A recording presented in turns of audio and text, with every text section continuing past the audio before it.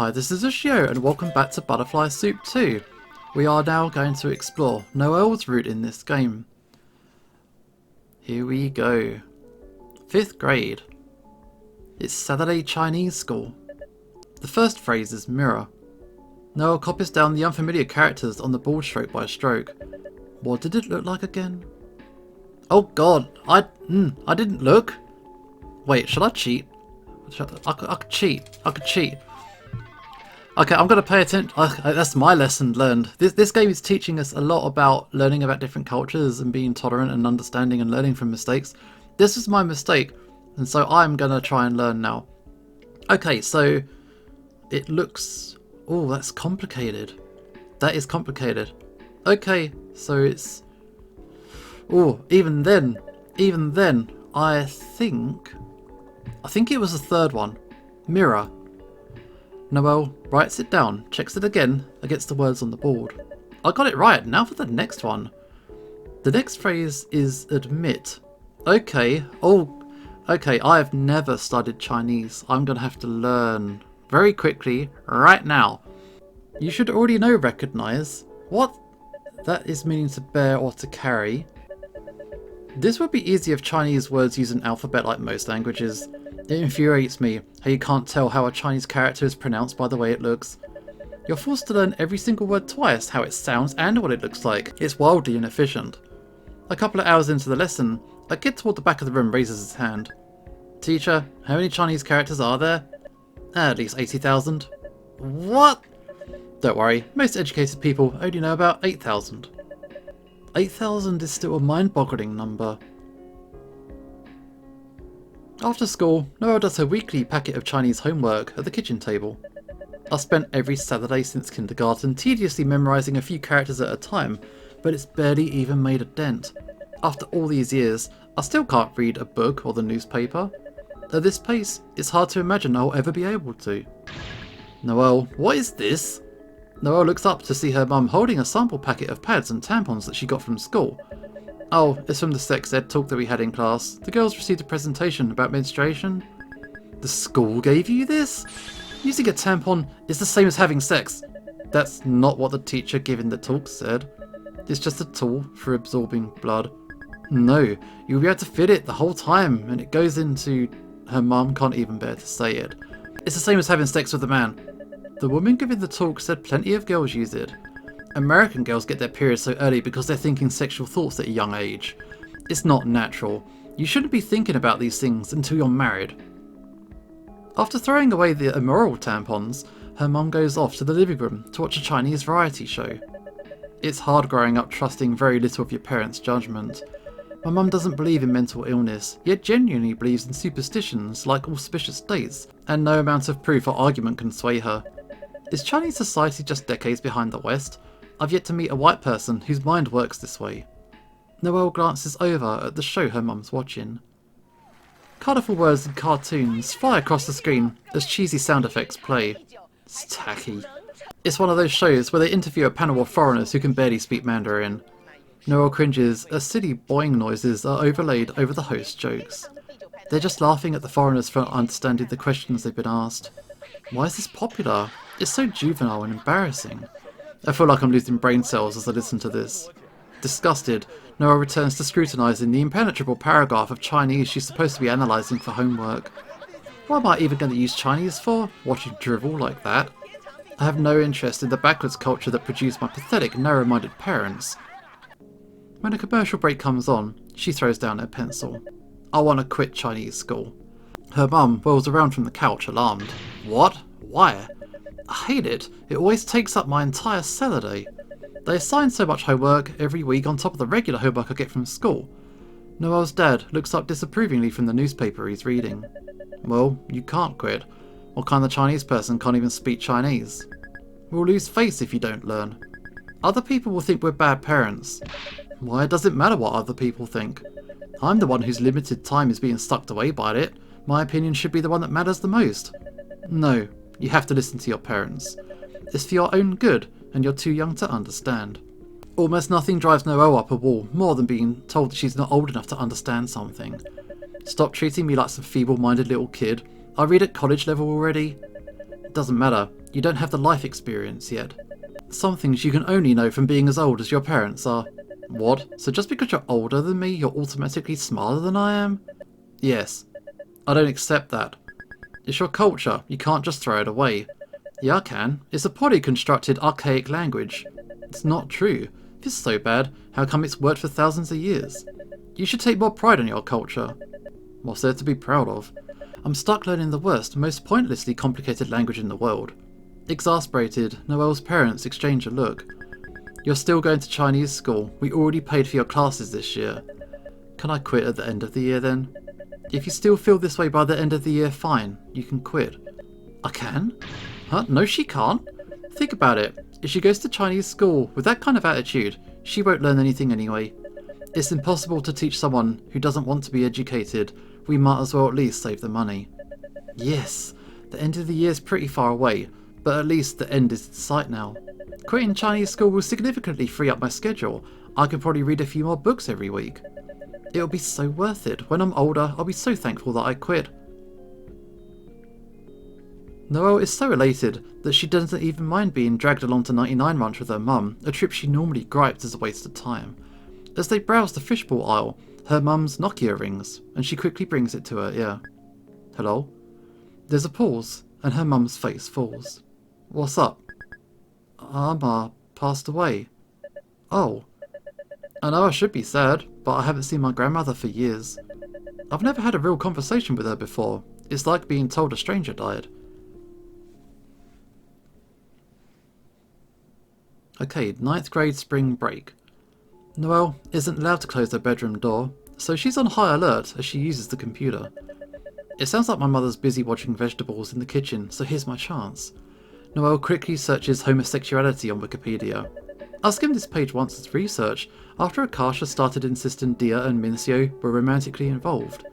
But I'm positive there was no mention of it being possible for two women to have sexual relations. Okay, so a little while ago, people told Noelle that basically lesbians can have sex, and she's like, what? What's this about? So this is her research right now. I would have remembered it. Okay, Wikipedia. Oh, the hyperlink is probably a bad idea. Oh no. Okay, let's go with Wikipedia for now. Much of the page is devoted to the historic and modern day oppression of gay men. There's mentions of sodomy being criminalised, along with an image of ancient Greek pottery depicting of two men embracing that Noelle scrolls past very quickly. Wait, this might be something. Anthropologists Stephen Murray and Will Roscoe reported that women in Lesotho engaged in socially sanctioned long-term erotic relationships. What do they mean by erotic? They need to be more descriptive. She clicks on the citation, but the source is a book called Boy Wives and Female Husbands, Studies of African Homosexualities. There's no way the library carries this book. Okay, let's look at Lesotho. Noelle scrolls through the page, but there's no mention of the erotic relationships. Dead end. I could try googling it, but it might bring up obscene results. Okay, are we gonna go... This is such a bad idea. Okay, sexual intercourse hyperlink. This link leads to a more general page called Human Sexual Intercourse. To Noelle's disgust, it features a painting of a man and a woman copulating. This is repulsive. I'd really rather not stay on this page for long. Sexual intercourse commonly refers to the act in which the male reproductive organ enters the female reproductive tract. In recent years, penetration of non-sexual organs, or by non-sexual organs, fingering or fisting, are also sometimes included in this definition. On Earth's fingering? Is this the finger thing Mincio was referring to? I mean, it's kinda self-explanatory by description alone. Okay. Oh, okay.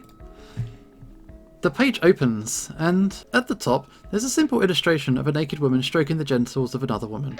What is this? This is so risque. Noelle breaks into a feverish sweat as she reads the page as quickly as possible. Then in a panic, Noelle closes the tab, erases her web history, and shuts the computer down. Mincio was right. Can't believe it. Should such erotic content be allowed on Wikipedia? Anyone can read it. I must destroy all evidence that I visited the page. Should I uninstall the browser, delete my user profile, perhaps set the computer on fire for good measure? This better not awaken anything in me. Noelle jumps in her chair when she receives a text. Okay, let's check the phone. Hello? Is it just me, Or does King DDD kinda look sexy in this drawing? Oh, get off DeviantArt. What? Anyone else? Hello? Anyone care to raise a hand? You're insane. Would anybody else hit it? Hello? Noelle? Banging on your door. If you would fuck King DDD, he's a penguin. You're braver than the US Marines. Diaz left the chat room. Min left. Well, why are you like this? I'm bored. I've been stuck at home all day. Unfortunately for you, I can't entertain you for long either. I have to leave for the airport soon. Oh yeah, you're visiting Taiwan, right? How long are you going to be there again?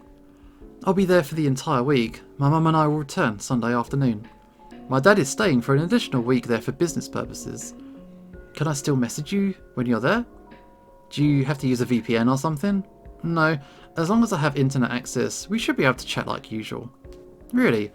But isn't there going to be like hella censorship? No, there's nothing like that in Taiwan. It's not as if I'm going to China. Right. Also, what's the difference between China and Taiwan again? Shot. I mean, I know Taiwan's an island, but is it like... You said you were shot, yet you're still talking like nothing happened? Its own country? I have high pain tolerance. No, you don't. Anyway, I tried to ask in geography class once and everyone started arguing. Everyone started arguing because it's a political question. Whether Taiwan is part of China or a separate country is an extremely controversial issue. Why though? To be honest, I'm not clear on the details. As I understand it, the dispute is the result of a civil war that was never properly resolved. Ah. So, are you Taiwanese or Chinese? Or both? Well, I went to Chinese school as a child, and my parents told me Chinese folktales. Is that how it works? Just because I speak English doesn't mean I'm English. To be frank, I'm floundering because I've never given it any thought. Oh, oops. I didn't mean to give you an identity crisis. Even if I say I'm Taiwanese, hardly anybody knows what that means, even other East Asians. That kinda sounds like how most Americans don't really get dizzy identities. How so? Like, they think about it based on country? Like you're Pakistani or Indian, etc. But the countries weren't split on racial lines. Like an Indian Punjabi isn't really the same ethnicity as an Indian Guju. But it's all the same to non-Desis because they don't know the difference. Oh, you're right. I don't know the difference. Wait, I know! The answer to what you are! What is it? You're French. Because you're Frenchman. That doesn't help me at all. No. Okay. Later that day, Noelle sits in the back seat as her dad drives them to the airport. She feels a flash of rage when she sees a passing car sporting a proud parent of an honour roll student bumper sticker. Why would you brag about such an unremarkable accomplishment on your car? You're supposed to be on the honour roll. It's like buying a bumper sticker that says my child breathes air. My parents would never even bother mentioning such a banal thing. Noelle's mum squids at the airport signage as it passes them by. Noelle, watch the signs for us. Why me? I don't even know how to drive. You were born here. You read faster than us. Alright. How is it that after living here for 20 years, they still haven't mastered English? My mum can't even speak English well enough to carry a conversation with a stranger. What have they been doing this whole time? Which way is parking? Which lane? Just follow the arrows and turn right. See, even though I have a PhD, ever since you were in 2nd grade, you could read highway signs faster than me. Good thing we have Noelle with us. The signs go by so fast. Noelle's dad scratches his head as she directs him through the airport's labyrinthian roads. Where is it? It feels like we're just going in circles. We're not. You see that sign there? The parking's past the cargo area. Do I turn here? Noelle's heart stops as the dad starts to turn into a street labelled with do not enter. It says do not enter, keep straight! Oh! Her dad swerves sharply to stay in his lane. Noelle massages her temples, heart pounding. I'm surrounded by illiterate idiots. Why does it rest on me, a literal child, to ensure we don't drive into oncoming traffic? They have endless energy when it comes to obsessing over my studies.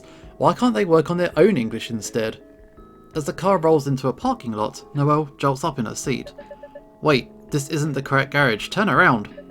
How do you know? That sign says premium parking? Premium means something of exceptional quality, superior. So, isn't that good? Not right now, when we're looking for the regular run-of-the-mill parking lot. In this context, premium parking means special parking that's more expensive. Oh, make a U-turn. We're gonna miss our flight. Noelle's mum sighs as the car makes a series of turns. This would have been easier if you could talk to us in Chinese. This would have been easier if your English was better too. Noelle crosses her arms in the back seat, fuming. Why am I the one responsible for making sure we're not separated by a language barrier? You were the ones who chose to move here in the first place. 16 hours later, hopefully. Oh, they made it to Taipei, they made it across. Noelle and her parents take a taxi from the airport to an alley lined with parked scooters. This must be Argong's apartment, Grandpa's apartment. We're staying there for the week. Her mum presses the buzzer. We're here, I appreciate the subtitles. Come in, come in. After huffing and puffing up 4 stories of stairs, Noelle is drenched in sweat. Hey. Yeah, you're finally here. Chunhua, you've grown so big. Yeah, I must have been in elementary school the last time you saw me. This must be one of my cousins. Noelle, don't be rude. Introduce yourself in Chinese. Hey, Mario 1, I 4, Li Ying. My pronunciation is atrocious. I don't know if they can even understand me. What did you say? Li Ying. Can I just talk in English? Argong doesn't speak English. He only knows Japanese, Taiwanese and Mandarin. Even the Mandarin, he's nearly forgotten.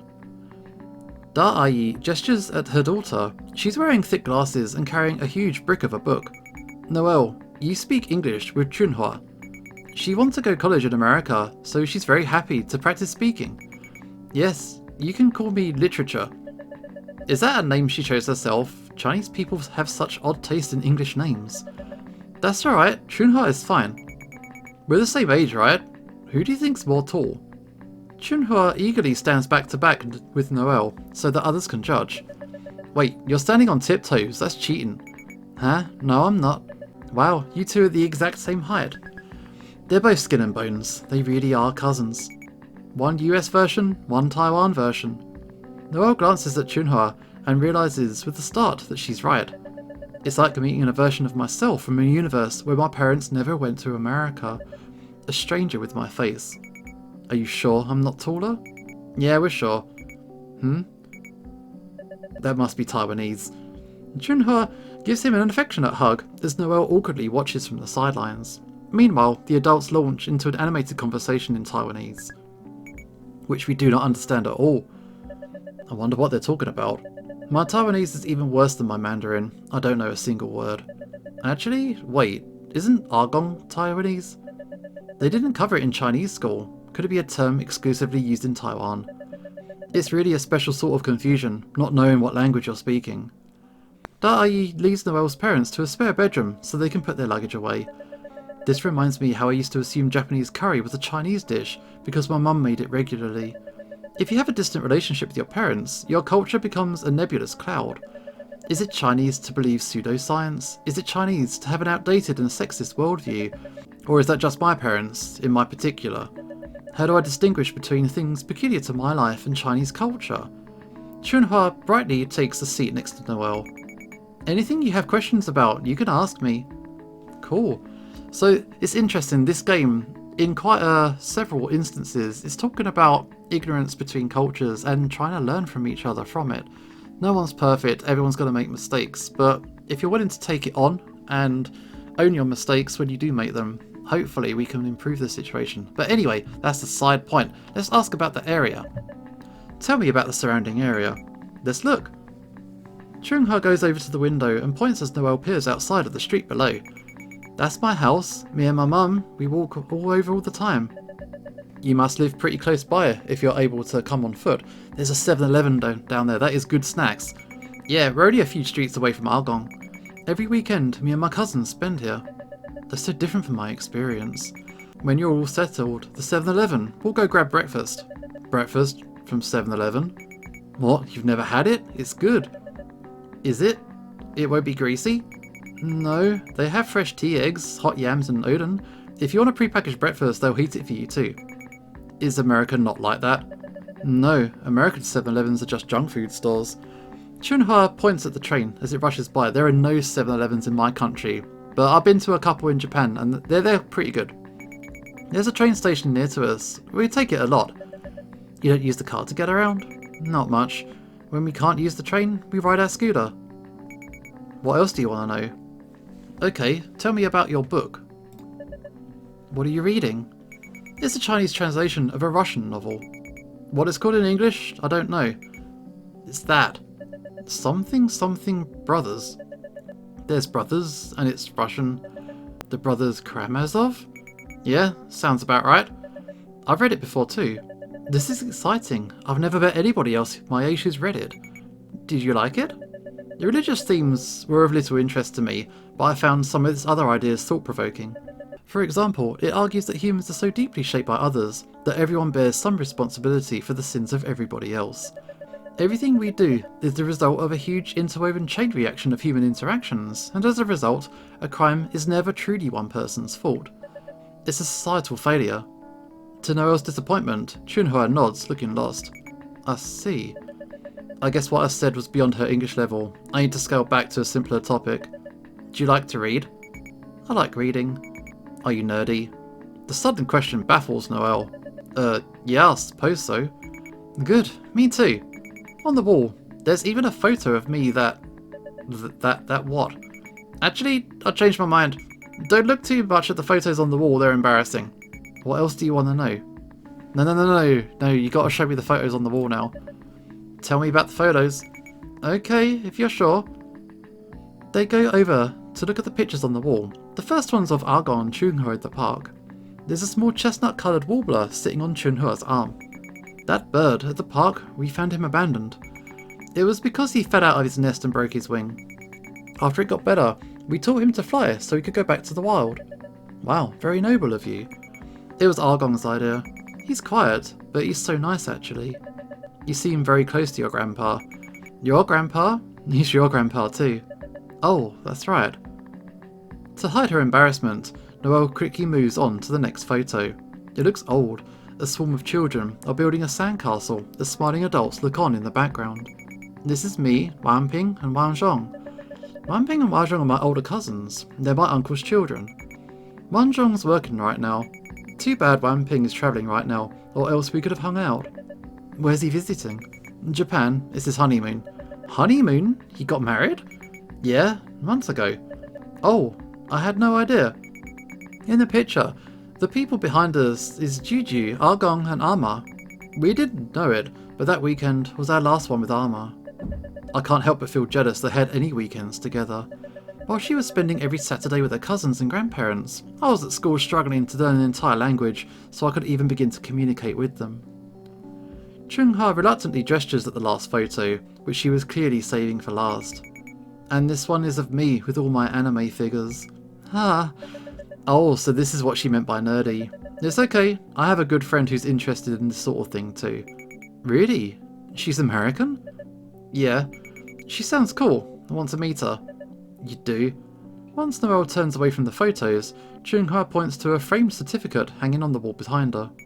You should look at this award too. It's your mum's. Really? Yeah, in college, she won a bunch of poetry contests. She was even in the newspaper. I had no idea. This is going to sound extremely mean, but I never suspected my mum had any sort of creative talent. All I've ever known her as is as a strict, closed-minded housewife. Here, you should read her things. She's very skilled. Chunhua pulls a magazine out from a cabinet and flips it open to a page of poetry. See what I mean? Some people just have a way with words. It's a big waste that she quit. I guess there wasn't enough reason to keep doing it over in America. Noelle stares blankly at her mum's poem. I can't read it. Oh, it's a real disconnect there. That evening, Noelle and her parents walked to the subway. Here's our train. We should reach the night market in a few stops. Oh, I hate taking public transit. The trains are always filthy and poorly maintained. As they board the MRT carriage, Noelle steels herself for the stench of vomit, urine and cigarettes she's grown to expect from American subways. But to her amazement, the car's shiny floors and seats look so squeaky clean that you could eat off them. It's absolutely spotless. Pleasantly surprised, she sits beside her parents in the gleaming plastic seat. Shipai Station. You can actually clearly hear what it's saying. It's not indistinct mumbling like on the BART. An LCD screen right across from her neatly displays the names of the previous, current and next stations. This is the most beautiful thing I've ever seen. Her phone buzzes. Her heart leaps when she sees that it's Akasha. Nice selfie. Why did you send this? Oh, I thought you liked me. Even if I hypothetically did like you, why would I want to see this awful picture of you? Personally, I think it's very hot and sexy of me to play video games against little kids at Fry's Electronics and lose. Is that what you're doing? Nah, I'm back home now playing the game I bought. It's called Portal? Dude, you'd love it. I don't play computer games. No, you'd love it, trust me. It's not like other games where you're some guy shooting stuff. You're a girl and it's a puzzle game. It's like a science research facility thing. Oh, I'll give you the CD. Just play it. I'll consider it after I return from my trip. Oh yeah, you're in Taiwan. What are you up to right now? I'm riding the subway with my parents. How is it? I hope they're not giving you a hard time. Actually, ever since we've arrived in Taipei, they've been in good spirits. I've never seen my mother so relaxed before. She must be happy to be back home to see her family. Oh dang, that's good. We're on the way to the night market right now. I feel paranoid that everyone can tell I'm a foreigner. Yeah, I get what you mean. When I'm in India, they can tell I'm American even before I open my mouth, just from the way I carry myself. Her mum sighs as Noelle taps out her response on her phone. There you are, addicted to your phone. How am I addicted? Compared to other teenagers, I barely use it. You spend so much time talking to your friends, but friendships are only temporary. As soon as it's inconvenient, they all disappear. After I moved to America for your future, not a single one kept in touch with me. The only people you can trust are your family, and I was so far away from that all the time. The life of an immigrant is a lonely one. Is she hoping I'm going to console her, or thank her for making such a brutal sacrifice for my sake? It was her own decision as a full-grown adult to move here. It wasn't up to me. Her mum sighs heavily and stares out of the window. There's a message she's always trying to impart on me. I'm lonely because of you. Noelle watches the scenery fly by. After half an hour, the train arrives at their destination precisely on time. Let's look for clothes. You need new ones. But I have plenty of clothes already. They all have holes in them. You should just throw them away already. Noelle browses through a sea of clothing racks with her parents. A hideous pair of beige pants catches her eye. This would complement many items in my wardrobe. She turns it over in her hands, searching for the price tag, but it's missing. I'm going to ask how much these trousers are. Do you know how? Are you serious? Of course I know how. Miffed, she marches up to the store's cashier and shows her the pants. Like I ask how much these pants are. 200 NTD. That's only about $7. Bargain. I must buy this. What'd you say? I stumbled over the pronunciation. I want to buy this? Okay. Ashamed, Noelle doesn't speak another word as the cashier bags her purchase. Excellent, simply superb. After 6 years of Chinese school, I still can't speak, read, or write Mandarin. She finds her way back to her parents, who are just finishing up their purchase at the neighbouring stall. I'm hungry. Let's get dinner at the food court. What for? There's food stalls all over this place. We can just eat as we shop. No, I want to sit down somewhere properly and have a meal. Noelle follows her parents down the flight of stairs to the underground food court. It's a bizarre space that reminds Noelle of a mirror maze. They sit down at a stall and Noelle scans the menu, which is conveniently printed directly on the surface of the table. Something chicken, something soup. Noelle has to pick her dish based on the pictures like a toddler would. Do you know what you're getting? I'll order oyster omelette. It's seldom seen in America, so I should take the chance to eat it here. As the store worker comes over and takes her parents' orders, Noelle mentally recites hers, determined not to be rendered an inarticulate child again. I know this. This is kindergarten level vocabulary. I want oyster omelette. That sounds a tad crude though. In English, I'd normally say something more like, I'd like to have the oyster omelette. What do you want to order? Oyster omelette? The woman jots her order down on a pad of paper, nodding. Are you American-born Chinese? Oh, was my Chinese that bad? Yes. I could tell. I guess from your accent, it's so heavy. Noah's mum sighs as the woman walks off to prepare their meals. All those years of Chinese school are wasted. Their food arrives within minutes. Noelle tries a gooey spoonful from her oyster omelette. It's delicious. You would never guess this only cost $3. Really? Let me try. Her parents each taste a spoonful of the oyster omelette and shrug, unimpressed. This is below average. I've had way better ones around here before. Yeah, this isn't really what it's supposed to taste like. Well, I'm never here, so I couldn't have known that. Annoyed now, Noelle takes another bite of the oyster omelette. This is the best thing I've ever eaten, though. I should find out what this place is called so I can find it again. She looks up at the name of the stall, but it's in Chinese. Can't read it. I better savour it while it lasts. This omelette I can only taste once. All too soon it's over. Noelle sighs as they get up to continue to shop. You should have tried harder to convince me to learn Chinese. Are you serious? We told you not to quit so many times. But you never properly explained why it was so important not to. All you did was give me condescending lectures about how I was too young to understand why it mattered, and how I'd be an embarrassment if I didn't learn. English is our second language, it's hard to explain things to you. And it's true, you are an embarrassment. Last week, I saw our neighbour's son Michael mowing the lawn, and he greeted me in Chinese. Hey auntie. See, that's what happens when you listen to your parents. Michael goes to Taiwan with his family every summer. That's the reason he's more fluent, not because he was a superior child to me. Why did we just visit Taiwan more often when I was younger? That alone would have made me more interested in learning. I feel like I've been trying to understand Chinese culture by looking at it through a soda straw until now. You think we didn't want to visit Taiwan more too? The airplane tickets are expensive. We had to save up for years just for one trip. Oh, but even so, you should have just done more to show me that speaking Mandarin could be a positive experience. Why do you always speak to me in English, even though you can't fully express yourselves in that language? If you converse with me in Chinese from a young age, I'd have naturally picked it up from daily use. We thought you'd have an accent if we did that. We were worried you wouldn't fit in at school. That's ridiculous. There's no way I would have developed an accent when everybody else I interacted with spoke English. I would have grown up bilingual without any ill effects. Resigned, her dad shrugs. Well, too late now. What can you do? Damn, defeated like that. Oh, okay, it's the last day of the trip. Noelle and her relatives visit the columbarium housing Arma's ashes. My mum visits this place every time she's in Taiwan. Noelle follows her grandpa into the worship hall. We crossed an ocean to see my grandpa, and I've barely spoken a word to him. It's not out of lack of interest. He must have lived a fascinating life. He's the only grandparent I have left. But how do you gain access to the heart of a stranger? Where do you even begin? Tell me about yourself. Who says that to their own grandfather? It would sound like a job interview. Even if I knew what I wanted to say, what am I capable of saying in Chinese? Today's Sunday. I'm a student. She watches Chun-Hua take a lotus petal from the glass bowl and offer it to the giant Buddhas. Noelle, we're going to pray for Arma. Take a flower petal from the bowl over there. Can I pray in English? If you have to. Unsure of what she's supposed to do, Noelle does her best to imitate her parents.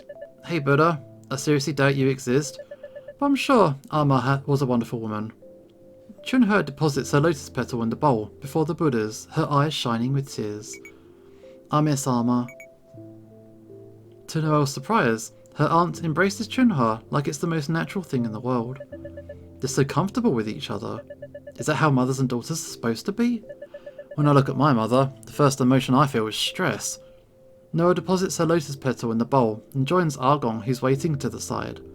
He smiles awkwardly at her as they stand together in silence. What do I do? Try to build a relationship in broken Mandarin? Tell him I like reading and my favourite colour's green? Or do I let the moment pass me by, say nothing and remain strangers? Am I a terrible person if that's what I do? Come on, we're going upstairs. After an elevator ride, they arrive on the floor, housing her grandma's ashes. Arma's over here. Noelle follows everyone down the hall, to one of the niches. The only thing distinguishing it from the others is the tiny name tag on the door. Not that I can read it, and even if I could, I don't know the names of any of my relatives. And at this point, I'm too embarrassed to ask. Even Chun-Hua's name I only know by sound. I have no idea what it actually looks like. Noelle's dad points to the units beside Arma's. Your mum and I bought our spots too. Already? You're only in your 50s? There's a limited number, so we made sure to reserve them before they're all gone. I suppose my parents are fairly old. They didn't manage to have me until their 40s. Going off the average American life expectancy, they probably have around 25 years left. Oh. Noelle's mum wipes her eyes as they open the little door of Amar's unit. Will I cry when my mother dies someday? I'm starting to seriously worry that I won't. What kind of monster does that make me? What kind of cold-hearted person cares so little about her own parents? Is something wrong with me? Do I not form emotional bonds as deeply as ordinary people do? When they get back to Argon's apartment, Noelle and her mum begin packing to leave. Are you flying back tonight? Actually, my dad will be in Taiwan for another week, attending to business matters. So my mother and I are flying back alone. Oh, 1 week was too short. As Noelle fits the last of her clothes into the roller bag, Chunhe takes a seat, pulling a thick tome out of her backpack. Noelle feels a twinge of sadness as she watches her cousin read her huge academic-looking book. If I'd grown up in Taiwan, we probably would have become close. Suddenly, a strange thought occurs to Noelle. If I'd grown up here, would my personality have been shaped into something more similar to Chunhe's? How much of my personality is just a product of being raised by an immigrant helicopter mother with no friends or family around to balance her out? Would my mother and I have gotten along? The magazine Chunhe showed Noelle earlier is still out on the coffee table, taunting her. I'm finished packing, so I have some time to kill before we leave for the airport. Maybe I can translate the poem my mother wrote. Noelle digs her emergency Chinese to English dictionary out of her backpack. I was being a petulant baby in elementary school. All I have to do is persevere and power through learning the language properly this time. I'll simply look up each word that I don't know and burn its pronunciation and meaning into my memory. Unfortunately, she doesn't know a single word in the poem's first line. After spending 15 minutes pounding 7 words into her memory, her enthusiasm evaporates. This actually is incredibly difficult. I'm not surprised that I have nothing to show for my 6 years of Chinese school. It feels like the knowledge is just washing over my brain like water over plastic. Is my brain just not wired for this? Could it be genetic? Even after living the majority of their lives in America, my parents haven't mastered English either. It takes another 15 minutes for her to finally overcome the first line of the poem. Oh, at last, onto the second line. And I already know all these words. Mirror, flower, water, moon. It's total gibberish. Is it supposed to sound poetic mushed together like that? Mirror, flower, water, moon. Noelle feels the urge to tear the magazine to shreds. Perhaps noticing her hands quaking with barely suppressed rage, Chunhe peers over Noelle's shoulder to see what she's reading. What's wrong? Nothing, I'm just translating one of my mum's poems. Why don't you ask your mum for help? I'd rather die. Oh, okay. Maybe I can help instead. Where are you stuck? What's this supposed to mean? Oh, that's, how do you call it? A saying, like the lesson of a story. Flower in the mirror, moon in the water. Pretty much. It means something that you can see but never grasp. Like a flower reflected in the mirror, or the moon shining on the water's surface. Yeah, you can't reach your hand through the mirror and take the flower out. It's impossible. You can only look and never have it.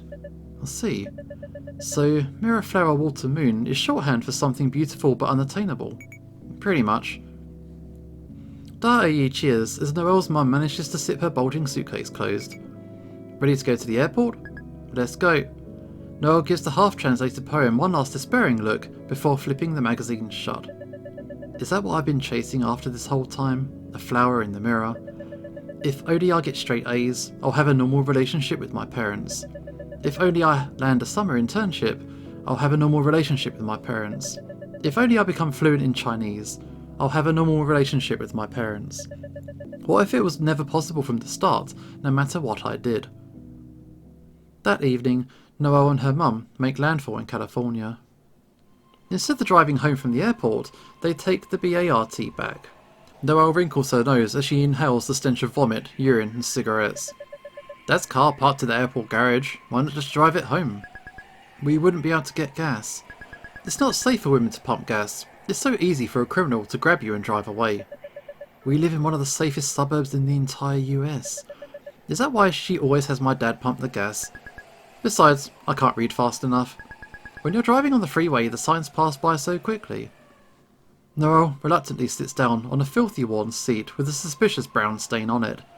The conductor mumbles something unintelligible over the intercom as the train stops at a station. 6, miss. A breathless man enters the train car just in time before the doors shut, his eyes frantically scour its interior. Does this train go to Berkeley? Doesn't. This is the Fremont train. Shit, I gotta get off at the next station. As the train continues onward, Noelle notices a puddle of liquid travelling down the floor. What is that? Did someone spill their drink? Ugh! Fucking nasty! Someone peed in their seat! What? Disgusted, Noelle recoils and keeps her feet as far from possible from the pee spreading down the floor. So fucking gross. Biohazard, please evacuate at the next station. What's he saying? The urine is a biohazard. We have to get off at the next train station. Ew. Grim. Once the doors open, Noelle and her mum hastily drag their luggage off the train and onto the concrete platform. Maybe we should have driven after all. I didn't know BIRT was like this. We're still several stops from our destination. Noelle and her mum wait on a bench for the next train home. 9-car train to Fremont in 6 minutes. Our next train will arrive in 6 minutes. Okay. Good thing I was here with you, or else I wouldn't know what train to take. Exhausted, Noelle stares at the dark lines of the trees ahead of them. It's cold. Why are we here? Because the hobo lady peed on the floor? That's not what I mean. Why did you move from Taiwan to America?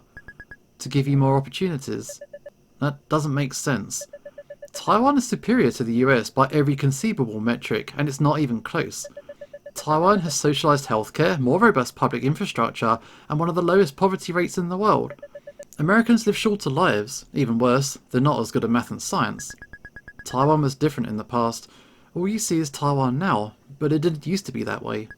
And America was strong. We were scared China was going to invade Taiwan. But they didn't. In all this time that we've lived in America, nothing's happened. That's true, but it could have happened. But the plain truth is that it didn't. You could have just stayed put. I could have grown up in Taiwan like Chunhua and the rest of my cousins, and everything would have been fine. But we didn't know that. You think we had a crystal ball telling us the future? Noelle's mum perks up as the train screeches to a stop at the platform. Fruitvale, Dublin, Pleasanton train. Is this our train? No, it's not. Noelle's mum settles glumly back on the bench. You know how Chunhua wants to study in America? Yeah. I told her not to do it. It's not worth it.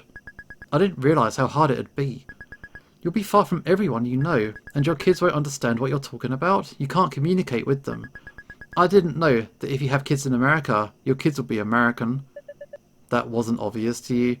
No. Next day. Okay, so I think that we will have to leave this one here. We just had a whole trip to Taiwan, but hopefully Noelle can find out an answer for herself in what all this means to her. This is Usher signing off, and hopefully I will see you next time.